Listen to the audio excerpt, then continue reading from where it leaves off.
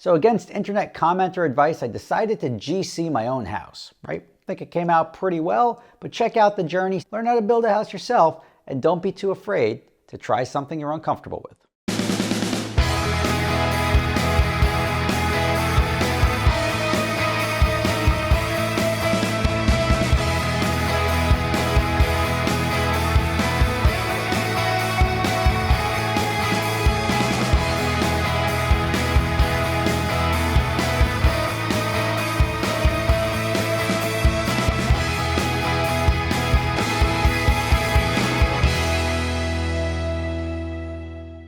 What's up everybody, Rob Ferretti here, and it's HVAC time. Now, there's the different subs on property at the same time. Right now we've got both the plumber working simultaneously with the HVAC.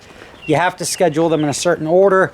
More important than the HVAC, which is a little bit more flexible as to how it's routed, was the venting system for the plumbing.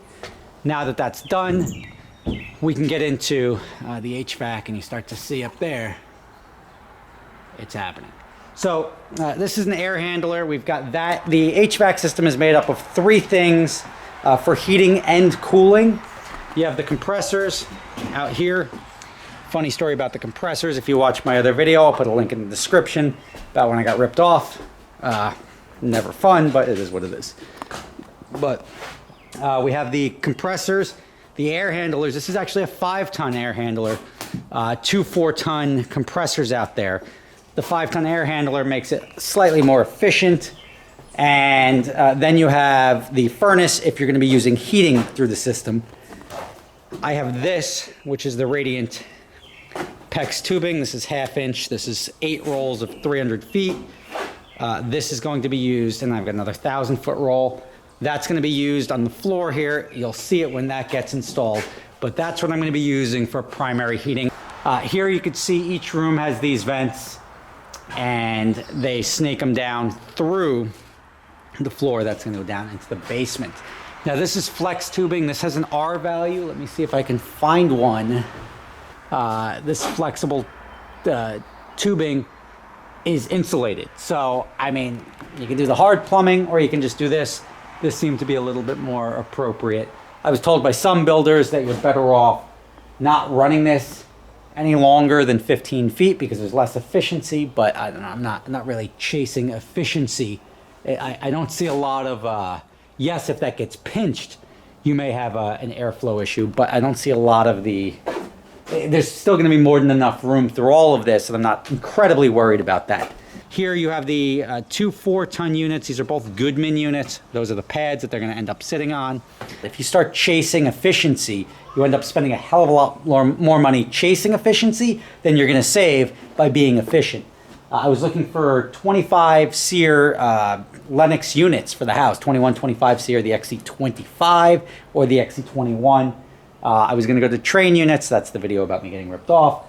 Those were 17 and 18 SEER. I ended up going with a 16 SEER and a 14 SEER, which are both still incredibly efficient, and these were actually substantially cheaper. This is the 5-ton air handler. I have a 4-ton upstairs, and it's amazing in the spring how many people don't have like good inventory of this stuff. But again, you could see the flex ducting running throughout. Obviously, hard ducting makes it a little bit more difficult. We do have the slope of the roof here, which came into play, but it's starting to take shape up here. There's the air handler up here. That's what's gonna separate it. And then we're gonna have 2 zones up here. I was talking to one guy who was like, each kid needs his own zone because one's gonna be hot, one's gonna be cold. I'm like, look, this is my house. I'm not gonna overthink this. The house that I grew up in was 2 levels, and it had one condensing unit outside. And I think an upstairs and a downstairs zone. That's it. Every room becomes whatever. One room's bigger, one room's smaller. I don't recall in my entire life having an issue where one kid was wearing a sweater and the other one was wearing shorts, right? So the fact that I've got one zone for the master, and the reason I put the master on its own zone is because we're gonna have the fireplace here. So if we have the fireplace going for ambiance and then the air conditioning on, that could be a situation where this would be a different temperature. All the other rooms upstairs can be on a completely separate zone. Don't even care. This whole first floor will be on its own zone as well. So this will be a second zone. This will be zone, let's just say 1, 2 upstairs, 3 here. And then this will also split off into the basement. The basement, because it's all below grade, you could see some of the ducting down there already.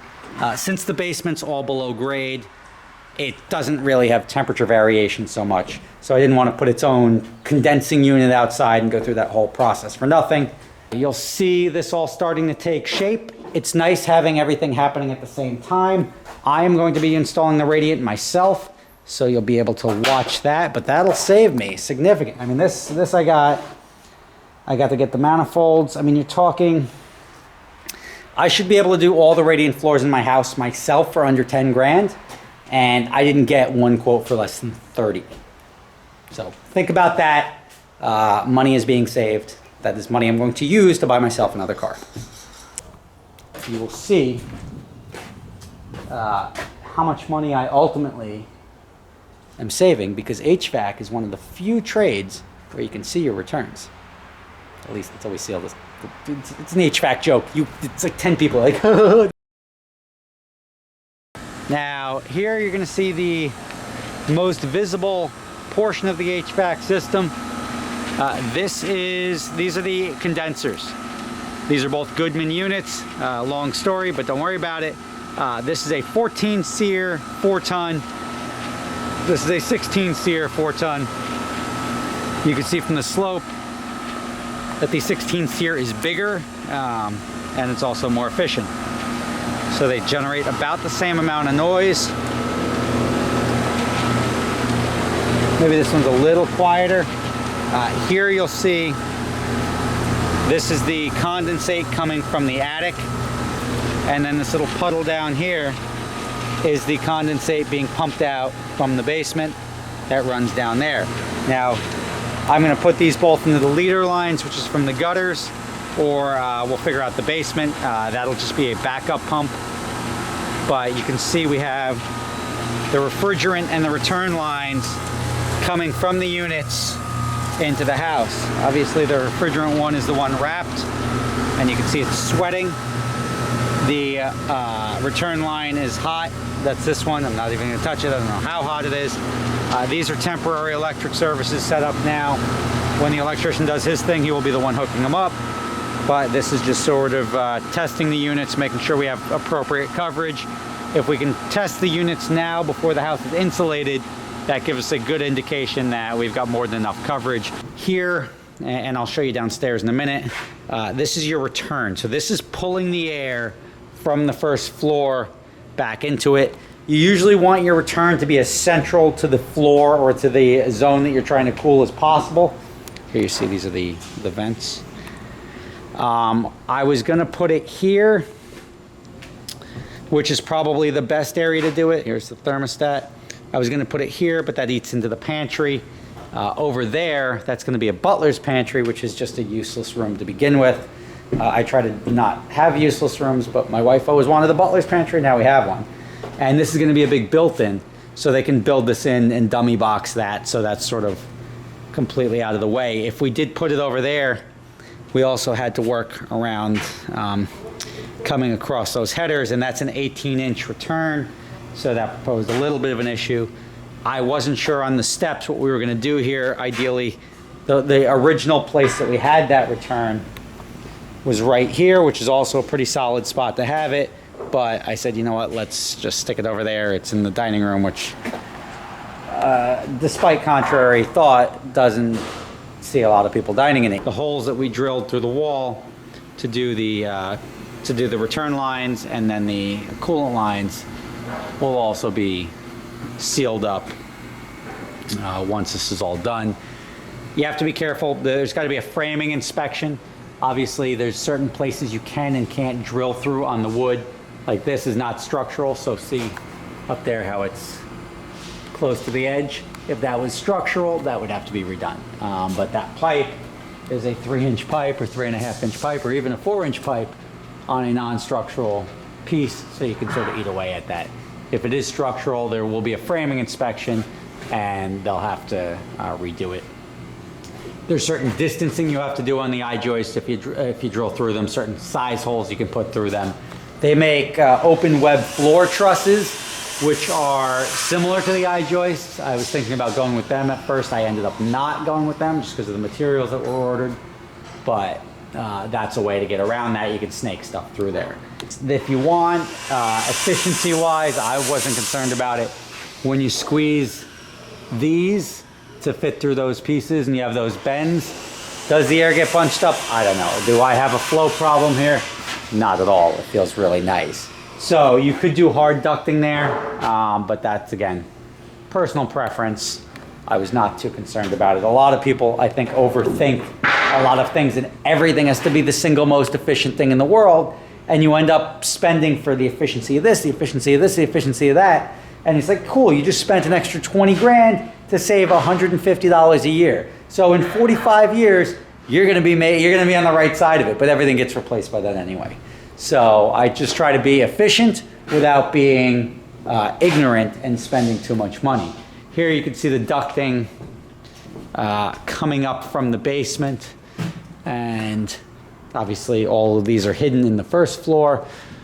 The second floor is a completely separate unit, and it works from the top down, so it's coming down from the attic. So this is the one. I'm gonna have 6 Nest thermostats. They're really cool. This video is not sponsored by Nest, but I do recommend them. As you come up the temporary steps, you'll see, and I don't have my ladder up here, but you'll see all the ducting. I've got bigger grills up here. These are 6 inches wide versus the 4 inches. And the thing you have to realize, I guess you get a better visualization of each run up here.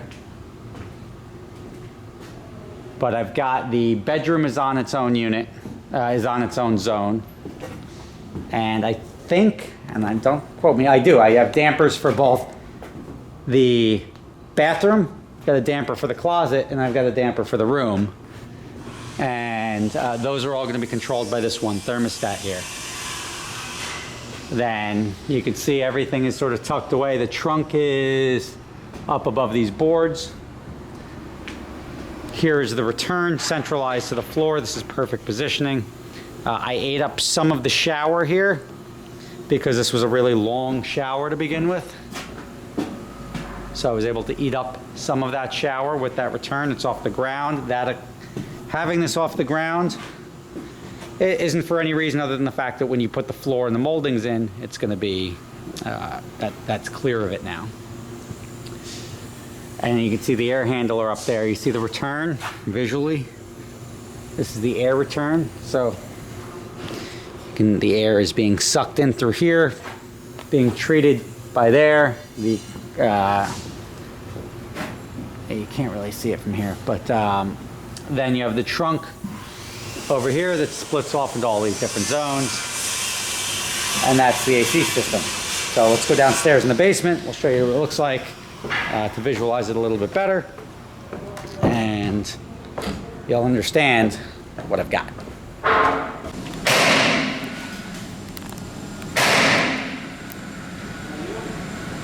All right, here we are down in the basement. Also, this is a better visualization of the unit. Here you have the air handler. This is the trunk, and these all go to each individual thing. These dampers here, they all have dampers inside. If you think of a damper, you think of like a valve that opens up. These are all just open fully. These are off the thermostat, so these are for different zones. So there's a zone for the wine cellar, there's a zone for the gym, and then there's another zone just for general down here, for general air. Now, the basement obviously didn't need as much air because it's just cooler to begin with. The air handler, you see here's all the like electrical controls and everything. These are the thermostats. These are just wires because we don't have all the thermostats right now. We just have 2 of them. This here is the condensate that's generated by this. It pulls the humidity out of the air and everything, generates water. This gets pumped out because obviously this is below grade. We're going to change that. This is going to be an emergency pump, as is the emergency tray there with the alarm. So if something happens, we know. But I'm going to have this drain either to the sump or just to the waste piping. I got to see how we can do it. There'll be a waste pipe coming around here. So if we can sort of just come over and catch into the waste pipe, we'll do that. This way the water is not, we're not relying on a pump to pump it out, which you can see here, it is pumping it to the outside. You'll see the refrigerant coming in here. It comes in from the condensers that we saw outside, and it goes back out. Just to give you a general lay of the land, there's a fan in there, cold comes in there, hot goes out there, back to the condensers, and then this is the air return. So that's upstairs. It's pulling the warm air, just the inside air, into here to essentially be treated to go through the process of cooling, removing the humidity, and cooling down the house. So there you have it. That's the HVAC system. When it gets sealed up and the grills get put on, we'll be able to just touch this up, and that's the process. Thanks for watching. See you soon.